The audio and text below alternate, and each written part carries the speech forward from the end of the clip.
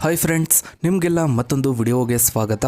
Friends, Karnataka ರಾಜಕೀಯದಲ್ಲಿ trouble shooter ಎಂದೇ ಖ್ಯಾತಿ ಪಡೆದಿರುವ ಮತ್ತು ರಾಜ್ಯದ ಅತ್ಯಂತ ಶ್ರೀಮಂತ ರಾಜಕಾರಣಿಗಳಲ್ಲಿ ಒಬ್ಬರಾದ ಡಿ.ಕೆ. ಶಿವಕುಮಾರ್ ಅವರ ಬಗ್ಗೆ ನಾವು ಮಾತನಾಡ್ತಾ ಇದ್ದೀವಿ.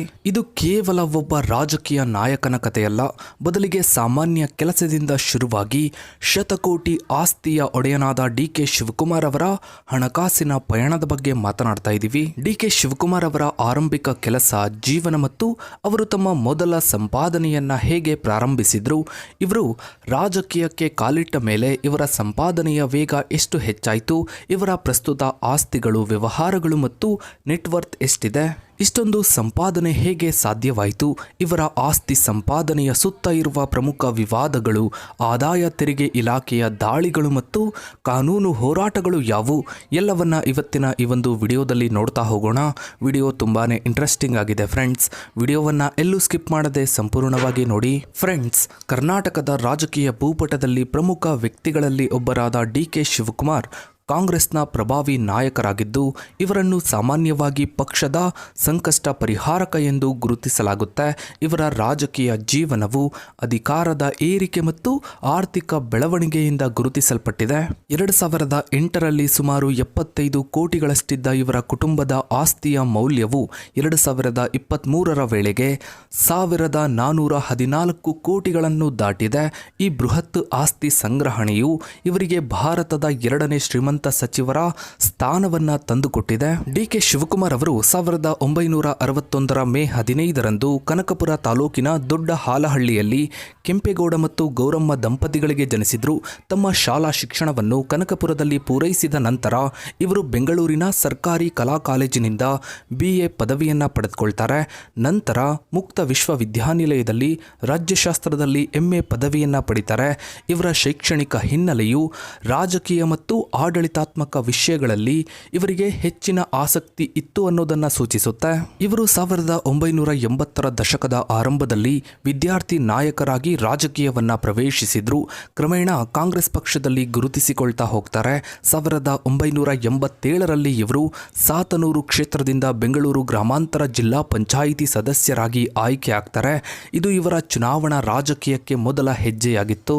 ನಂತರ 1989ರಲ್ಲಿ ಕೇವಲ 27 ವರ್ಷದ ವಯಸ್ಸಿನವರಾಗಿದ್ದ ಡಿ.ಕೆ. ಶಿವಕುಮಾರ್ ಅವರು ಮೈಸೂರು ಜಿಲ್ಲೆಯ ಸಾತನೂರು ಕ್ಷೇತ್ರದಿಂದ ಕರ್ನಾಟಕ ವಿಧಾನಸಭೆಗೆ ಆಯ್ಕೆ ಆಗ್ತಾರೆ.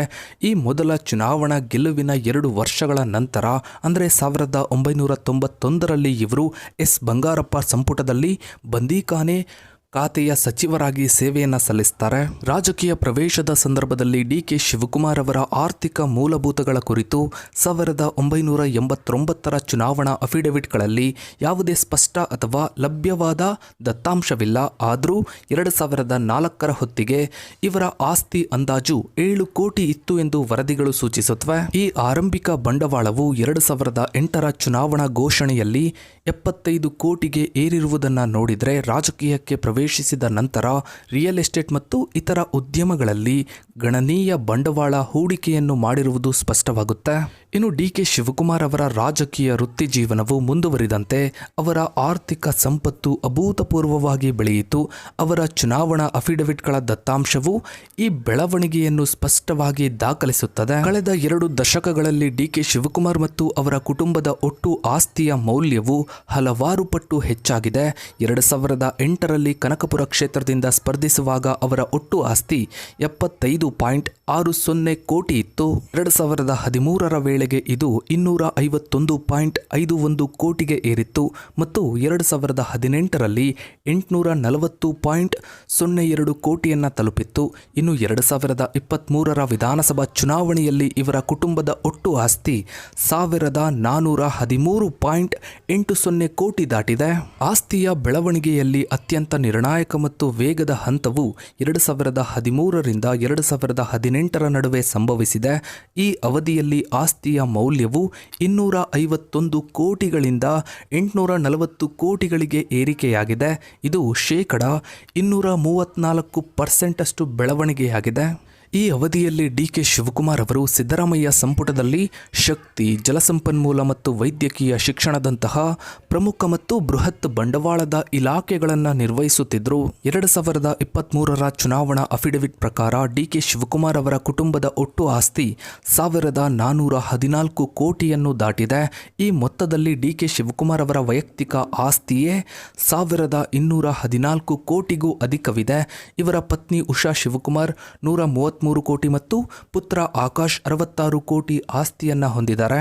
ಇನ್ನು ಡಿ.ಕೆ. ಶಿವಕುಮಾರ್ ಅವರ ಕುಟುಂಬವು 1,140.36 ಕೋಟಿ ಮೌಲ್ಯದ ಸ್ಥಿರಾಸ್ತಿ ಮತ್ತು 273.42 ಕೋಟಿ ಮೌಲ್ಯದ ಚರಾಸ್ತಿಯನ್ನ ಹೊಂದಿದ್ದಾರೆ. ಇವರ ವೈಯಕ್ತಿಕ ಸ್ಥಿರಾಸ್ತಿಯ ಮೌಲ್ಯವು 970 ಕೋಟಿ ಮತ್ತು ಚರಾಸ್ತಿ 244 ಕೋಟಿ. ಈ ಸ್ಥಿರಾಸ್ತಿಯು ರಾಜ್ಯದಾದ್ಯಂತ ಕೃಷಿಯೇತರ ಜಮೀನುಗಳು ಮತ್ತು ವಾಣಿಜ್ಯ ಕಟ್ಟಡಗಳನ್ನು ಒಳಗೊಂಡಿದೆ. ಪ್ರಸ್ತುತ ಡಿ.ಕೆ. ಶಿವಕುಮಾರ್ ಅವರು ವಾರ್ಷಿಕವಾಗಿ 14 ಕೋಟಿ ಆದಾಯವನ್ನ ಗಳಿಸ್ತಾ ಇದ್ದಾರೆ.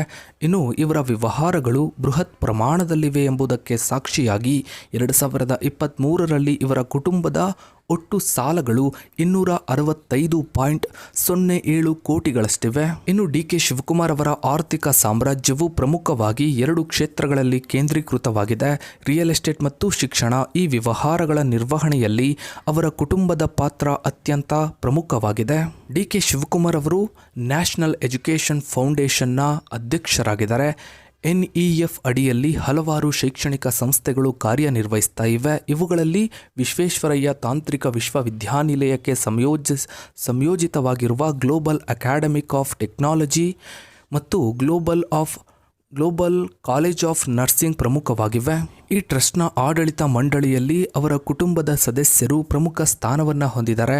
ಅವರ ಪತ್ನಿ ಉಷಾ ಶಿವಕುಮಾರ್ ಟ್ರಸ್ಟ್ನ ಅಧ್ಯಕ್ಷರಾಗಿದ್ದಾರೆ. ಅವರ ಸಹೋದರ ಡಿ.ಕೆ. ಶಿವಕುಮಾರ್ ಟ್ರಸ್ಟಿ ಆಗಿದ್ದಾರೆ ಮತ್ತು ಅವರ ಹಿರಿಯ ಮಗಳು ಐಶ್ವರ್ಯ ಅವರು ಕಾರ್ಯದರ್ಶಿ ಟ್ರಸ್ಟಿಯಾಗಿದ್ದಾರೆ.